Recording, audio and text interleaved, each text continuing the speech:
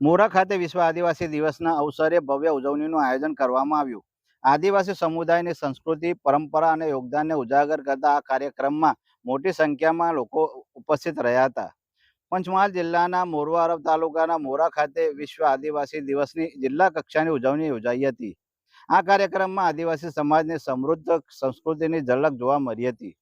પરંપરાગત વેશભૂષામાં સજ્જ આદિવાસી યુવાનો અને મહિલાઓએ રંગબેરંગી વેશભૂષા ધારણ કરી રેલી યોજી હતી, જેમાં ગામિત, ભીલ અને અન્ય આદિવાસી નૃત્યોની રજૂઆત કરવામાં આવી હતી. આ પ્રસંગે આદિવાસી વિદ્યાર્થીઓ અને સમાજના અગ્રણીઓને તેમના શૈક્ષણિક અને સામાજિક યોગદાન બદલ સન્માનિત કરવામાં આવ્યા હતા. વિવિધ સરકારી યોજનાઓ હેઠળ લાભાર્થીઓને સહાયનું વિતરણ પણ કરવામાં આવ્યું હતું. આ કાર્યક્રમમાં જિલ્લા કલેક્ટર આશિષ કુમાર, આદિજાતિ વિકાસ મંત્રી કુબેર ડિંડોર, ધારાસભ્ય નિમિષાબેન સુથાર સહિત અન્ય મહાનુભાવો ઉપસ્થિત રહ્યા હતા.